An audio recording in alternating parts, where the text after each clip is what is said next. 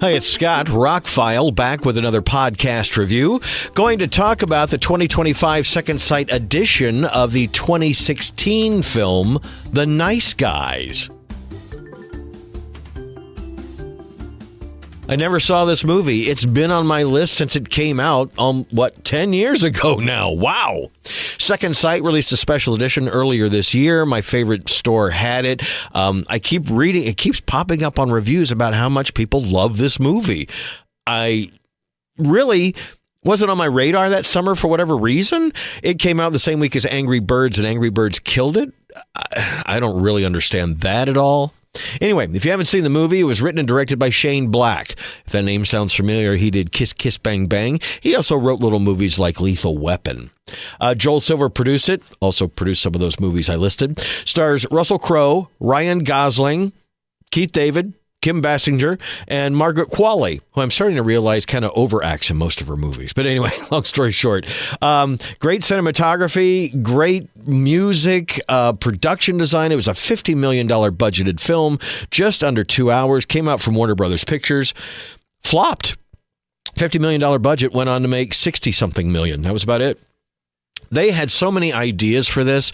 There is the new Second Sight edition is incredible. Wow, what a plethora of goodies you get in this with extras and the big hardback book and the postcards. Having never seen this movie, I'll talk a little bit about it. It takes place in 1977 Los Angeles. Private Eye is hired to find someone's niece, gets involved with a tough guy. There's conspiracies, there's car chases, people shoot at each other, there's things blowing up. It is everything that's been in a Shane Black script, in everything that's been in a Shane, and crackling dialogue. So watching the extras after the movie, which do not, if you haven't seen this movie, don't watch the extras on this set or any of the set. It was released in the United States. I just never picked it up. And then when the Second Sight edition came out, it popped back up to the top of everybody's conversation. It was one of those movies that, oh yeah, that was in my Amazon wish list. I should probably watch that movie. I had a blast with this film. For 2 hours, it took me back to movies. The night before, I watched The Long Kiss Goodnight, which that podcast is going to post probably right after this, which is another Shane Black written, but directed by Rennie Harlan, action movie. It takes place at Christmas in Los Angeles with car chases and shootouts and amnesia and mysteries and all that kind of stuff. Shane Black knows how to write an action movie. If you haven't seen Kiss Kiss Bang Bang, that gets a really high recommendation for me. It's available on Blu-ray. You could get it really cheap these days, actually. He does really great work. It just doesn't always catch on, and I don't get why this didn't. Russell Crowe and Ryan Gosling are perfect together.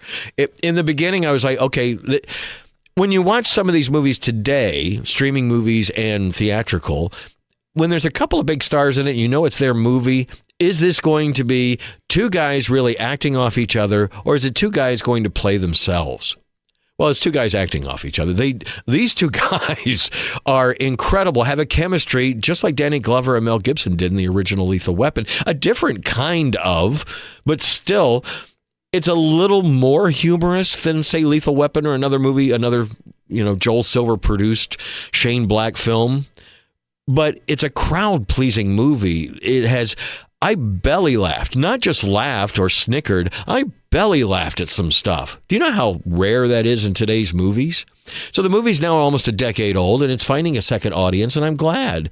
Sure, some of it plays out as you expect it to play. If you ever grew up on 70s, 80s, and 90s private detective thriller mysteries, the show of the week on TV and all that, it's very much pulled from that, but it's done so incredibly well.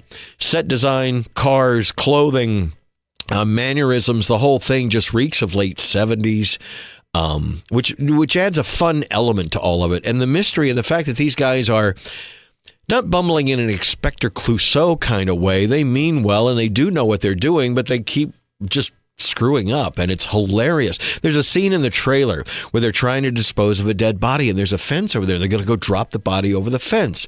Well, what you don't know is down over the fence and down is a restaurant down there, and they dump the body on some tables, and some people flip out, and then they run off. It's that kind of humor in some of the scenes. Some of the situations are also very funny. The way it works in the time period, and that has some lightness to it. But the bad guys are kind of bad guys, and there is a little bit of serious to the action and stuff like that. So it has that balance that those old action movies we like from Shane Black and Joel Silver.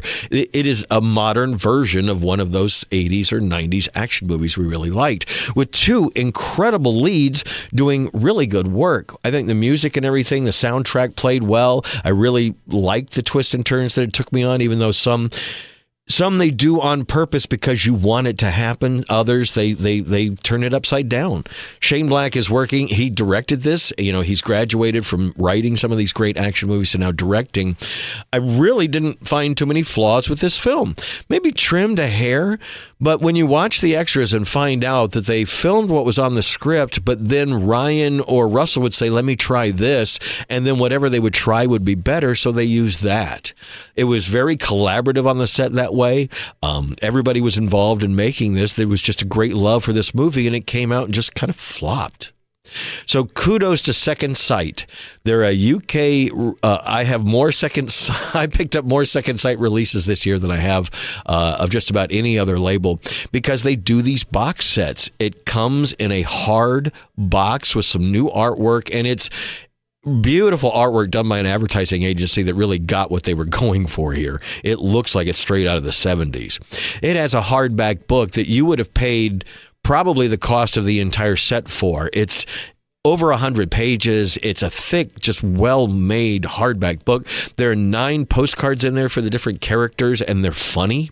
And then you get the movie on Blu-ray and 4K. Now, the Blu-ray is region B, but all of the extras and everything that's on the Blu-ray is on the 4K. Second Sight started doing this, and you can get them in your collection if you have a 4K player. If you're trying to get it for the Blu-ray, you're going to need an all-region player, because they do region lock those due to rights and whatever. But a lot of the extras on the disc are brand new. Shane Black, 10 years later, talking about filming the movie, the reception to the movie, the awards it won, how it's been found on streaming, and now that it's getting this big release. They do talk to more of the people involved with making the film. There's a lot of behind-the-scenes stuff that we've never seen before that wasn't put on the original U.S. releases. It is a stacked set and worth whatever the price is at whatever. Diabolic DVD had it. The Atomic Video Store had it. Atomic Movie Store. There are several of those boutique retailers that still have copies of this. I'm not sure that Second Sight still does, but that would be the most expensive way to get it, is to get it directly from them. I love the movie. It is near a 5 out of 5, definitely like a 4.5 out of 5 for me personally. It is the kind of action movie I wish we still made. I'm glad they made one. I'm sorry I didn't catch on. I rewatched Zissou last night with a buddy who hadn't seen it, and that's the second time I've watched it this year, and preparation for watching the sequel again, which is coming out in about a month, and I'll review it for you. But again, people are actually getting it right. We're just not paying attention. They think we want something else. And I don't know. Go watch The Nice Guys and tell me I'm wrong. The way this movie ended, they could have made sequels or a TV show or a streaming show, and there's still talk out there of doing it because the actors are still about the age they are in the film for the most part and could get away with it. But we're a little long in the tooth now, and unfortunately, Shane Black had an idea to turn this into other things. It wasn't even set in the 70s in the beginning. But this is the wonderful thing about how movies get made. When they become a collaborative effort, and he and the writer started changing things from their original script, what eventually comes out was not just a product of the writers, the directors, but also the actors and the craftsmen who helped make the movie. All of that came together to make...